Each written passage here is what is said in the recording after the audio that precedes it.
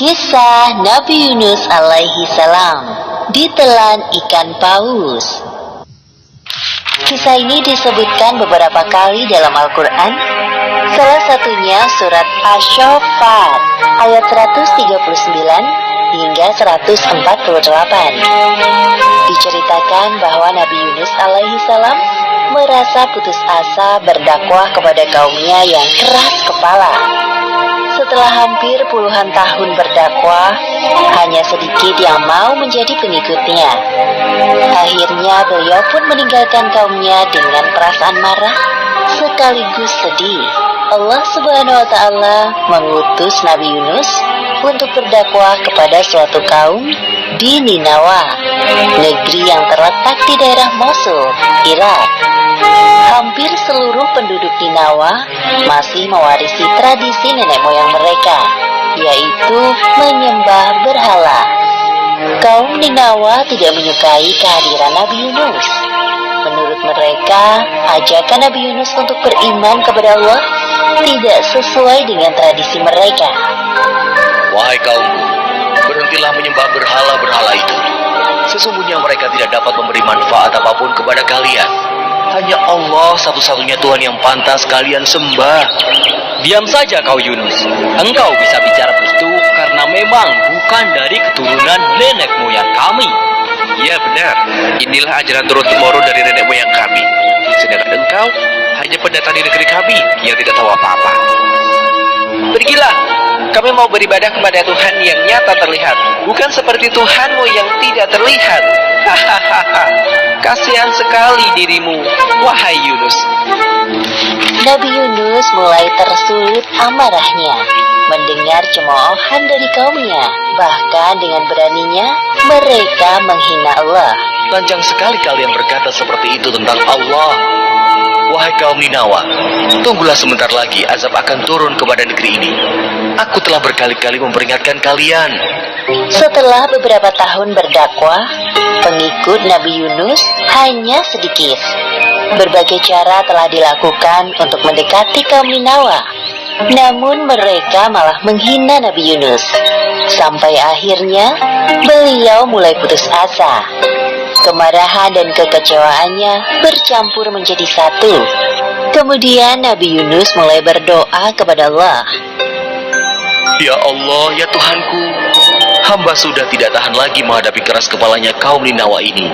Sekiranya engkau mengutus hamba untuk berdakwah di tempat lain, hamba bersedia.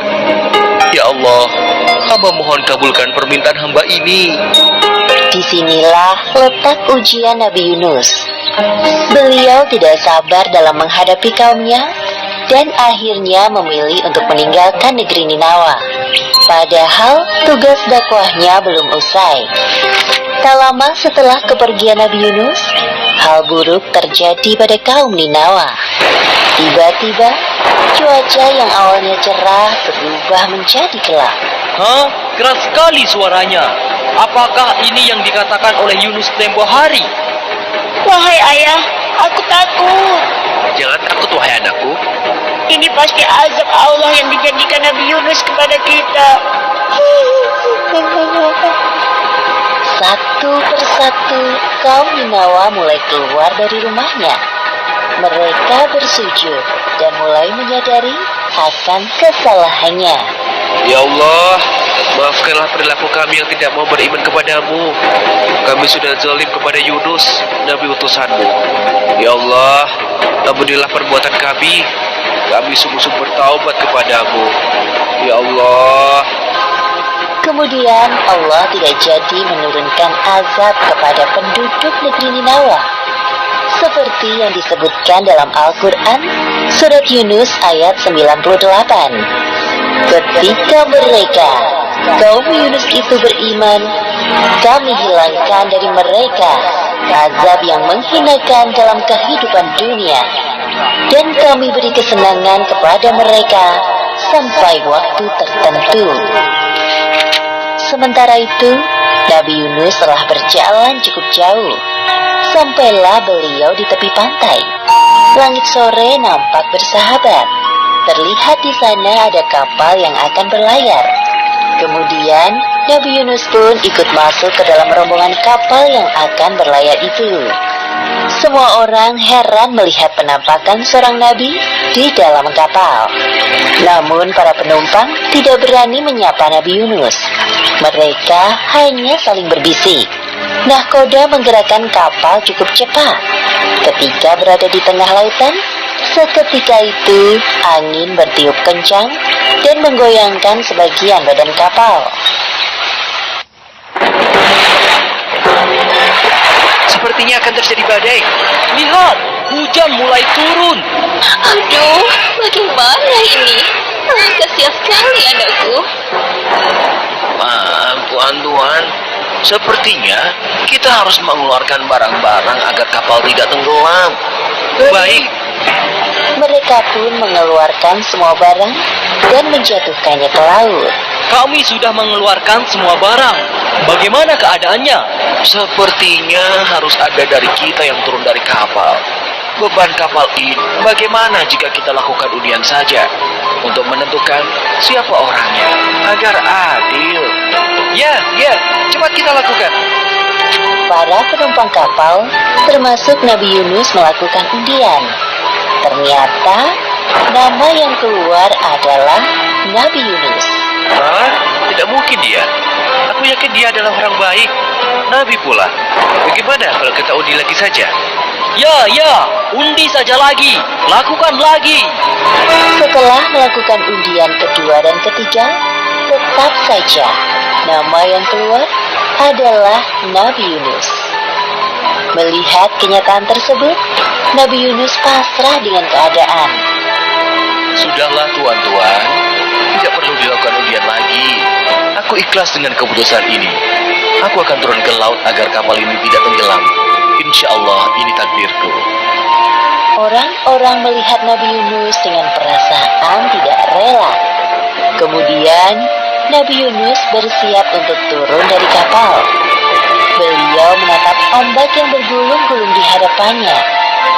Ya Allah, mungkin ini balasan bagiku atas sikap pengecut dan tidak sabar menghadapi ujian dakwah dari kaumku.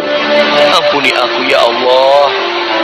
Demikianlah Nabi Yunus termasuk orang-orang yang kalah dalam undian tersebut, sehingga dilemparkan ke laut. Setelah Nabi Yunus menceburkan diri ke tengah laut, tak lama kemudian muncul seekor ikan paus yang sigap menelan beliau. Nabi Yunus pingsan selama beberapa hari di dalam perut ikan paus. Saat membuka mata, yang Nabi Yunus rasakan adalah kegelapan dalam jiwa dan raganya. Perasaan bersalah kepada Allah selalu menghantuinya. Tubuhnya tidak berdaya karena tidak ada asupan makanan selama berada di dalam perut ikan paus. Kemudian Nabi Yunus dengan segala kekuatannya berdoa kepada Allah. Seperti yang disebutkan dalam Al-Quran, Surat Al-Anbiya ayat 87. Tidak ada Tuhan selain Engkau, Maha Suci Engkau. Sungguh, aku termasuk orang-orang yang zalim. Allah seketika itu menjawab doa Nabi Yunus dan menghilangkan kesedihan yang dirasakannya. Allah melalui perantara ikan paus melemparkan Nabi Yunus di sebuah daratan yang tandus. Nabi Yunus keluar dari perut ikan paus dengan keadaan lemah dan sakit. Lalu Allah menumbuhkan tanaman di dekatnya dan beliau pun menikmatinya. Tubuhnya kembali bugar. Alhamdulillahirabbil alamin. Terima kasih ya Allah.